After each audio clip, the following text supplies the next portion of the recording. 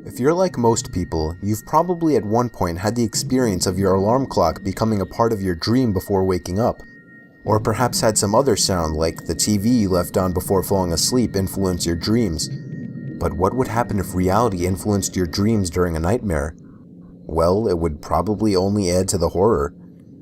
While all of the stories on this list are creepy, some are more unexplainable than others. Here are 5 first-hand stories of people whose nightmares had strangely read into reality. Number 5. This story was submitted to me by Earl Feinhardt. It was a long and stressful day, so falling asleep was easy. I think a dream started to fade in around halfway through the night. It wasn't a pleasant dream. I'll try to describe it the best I could. I was in the woods outside of a giant castle. Everything was black except for the night sky, which had a hint of blue. I remember this horrifying sound coming from inside the castle, as if something were calling me. It's downright disturbing to think about it even now. The sound was some kind of demonic, hellish voice, and it echoed through the woods. I somehow knew it was coming from inside the castle, and yet it sounded as if the source of the sound was a few hundred feet away from me. This was not a lucid dream. I had no conscious control over myself, so I made my way to the castle. There were no doors. It was as if the inside of this castle was also the outside. I don't know how else to describe it. The sound of the demonic voice was no doubt getting louder, and as I walked the open corridors of the castle, the halls started to become more narrow, and I felt myself banging into the walls as I dragged myself along.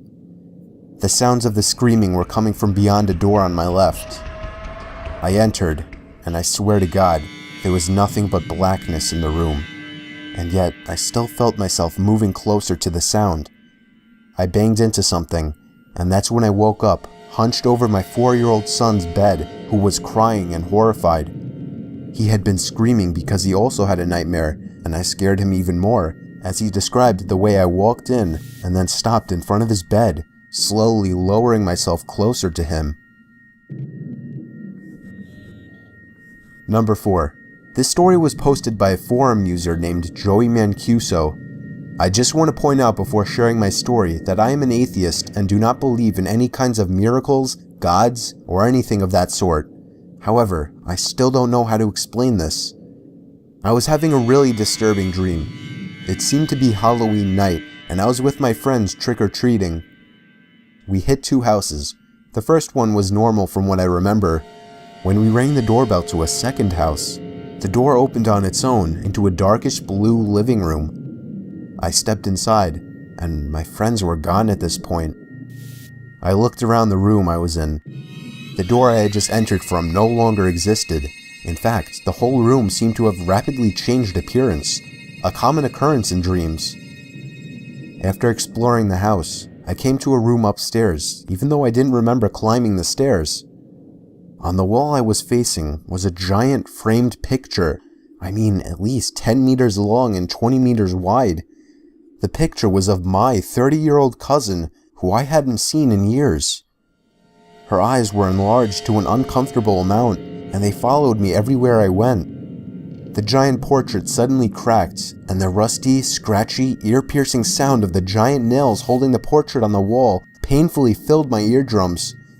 The portrait started to fall off the wall, and I watched, completely frozen, as it fell on top of me. But before it could crush me, I was awake. It was maybe 5 in the morning. Minutes after waking up, my cell phone rang. I picked up. It was my uncle calling to tell me that my cousin had just overdosed on heroin and died. Number 3. I was having a nightmare that started off with me in my house reading a newspaper. Then the lights went out, and the dream started to focus on my trying to find out why the power was cut. The fuse box was apparently in the basement in this dream, which is by the way inaccurate to real life. I went down to the basement with a flashlight and opened up the fuse box. There was a sticky note inside saying, "Go back upstairs to the red room." While still in the basement, I started to hear a moaning type sound coming from the boiler room/laundry room. My brain knew my childhood fears, and it seemed to be taking advantage of them in this nightmare. The door to the boiler room cracked open, and something poked its head out to look at me. I left the basement after seeing this, following the sticky note's orders. I went upstairs to the second floor of the house, and there was a glowing red door at the end of the hall, a door that doesn't actually exist in my real house. Now, there was a disturbing echoing sound coming from beyond the door, and as I got closer, it became more clear that it was a voice, chanting the number 314, 314. I opened the door, and there was just a chair in the room, facing the wall across from me. The room was as red as the glow that had been illuminating through the door. The voice chanting 314 was clearer now. It was an extremely creepy voice, almost feeling like it was speaking into my ear. I woke up abruptly, with my heart beating somewhat quickly. I grabbed my iPhone that was sitting on the desk next to me to check the time. It was 3:14 a.m. You may think I just saw a clock while half awake or something, but I have no digital clocks in my room. The only clock would be the one on my iPhone that was in the same position as I had left it before going to bed. To this day, I have no idea how my dream knew it was 3:14, or if there was supposed to be some kind of meaning behind it. Number 2. This one was from an Ask Reddit post. It was a night during the summer 2015. I was high out of my mind after a party. I was fortunate enough to not get caught by my parents as I walked to my room to get straight to bed. I was at the part of my high where I was just exhausted and wanted to get some sleep, and so I fell asleep in probably 10 minutes or less.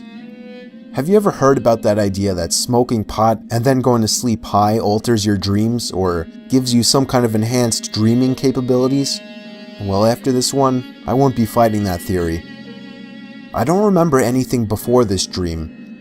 It started out with me in the woods in the middle of the night.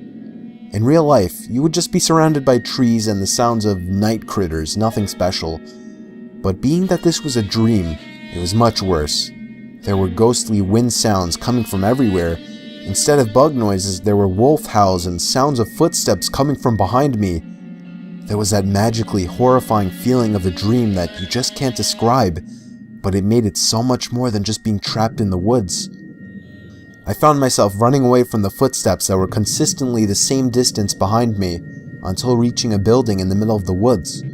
Of course, I went inside and boarded the door shut with planks that seemed to have come out of nowhere. This dream seemed to have gone on forever, too long to describe it all, but to summarize, I was in that building, which turned out to be a house, and the footsteps that were following me from outside were circling the house. I tried to find a weapon, but the house was almost completely empty. Everything was black and white at this point. While sitting on a couch in the living room, one of the only pieces of furniture there was a shadow that appeared at the window, and shortly after, the figure standing outside knocked on the window. It kept knocking and knocking until I woke up, but the knocking didn't stop. I jumped out of bed when I realized someone was at my window, looking in and knocking. I squealed for my dad, and the figure at the window ran off.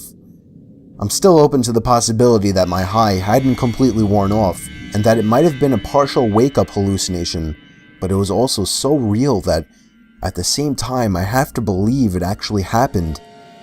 The sound was real, and the figure at my window was real. My dad and I looked around the property to find no one. He told me I just had a bad dream and to go back to sleep. I hope he was right. Number 1. I was having a horrifying dream, possibly the most disturbing nightmare of my life. I was in my house, or the closest thing to my house that my dream could produce. Ironically enough, I was in bed in this dream, or at least I can only start remembering past the point of my lying in bed, and all of a sudden, the sound came from downstairs. I walked downstairs in the dark, not turning on any lights, to where I thought the sound was coming from. I was on my middle floor now. The dream was telling me to go downstairs to my laundry room, and so I did. But as I got there, expecting the noise to be louder and closer, it sounded like it was just as far as before. Now I was going upstairs to the kitchen, and it's strange, outside of every window was complete blackness, not general nighttime darkness. There was nothingness. I think all that existed in this dream was my house. Now my dream started to suggest that the banging sounds were coming from upstairs, so I went back upstairs and was eventually led to the attic door. It was surely beyond that door. I opened it. There was an old woman standing by a bunch of boxes. She was slowly but loudly slamming her hand on one of the boxes, producing an unnatural sound. I tried to quietly step back away from the attic, but the old woman turned around, opened her mouth twice as wide as anyone humanly could, reached out her arms, began to scream, and leaped toward me. That's when I woke up. I thought it was just a horrific dream, but when I heard a bang coming from downstairs, a bang similar to what I heard in my dream, I felt my heart completely drop. On my way downstairs, there was another bang. It was the front door. I got the butcher knife from my knife holder in the kitchen and crouched behind the door. I was waiting for the next time he would pound on the door and I would warn him to go away. I waited for a good minute in silence and finally decided to take a quick look through the window. There was somebody standing in my driveway. I couldn't tell if he was facing me or looking at me or not, but he was surely the one who was pounding on my door at 4 a.m. He walked away down the sidewalk moments after he must have noticed me.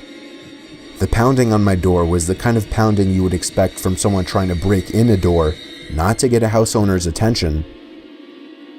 I thought it was just crazy and horrifying that the pounding and banging from this potential robber or killer didn't wake me up, rather became the key point to a horrifying dream.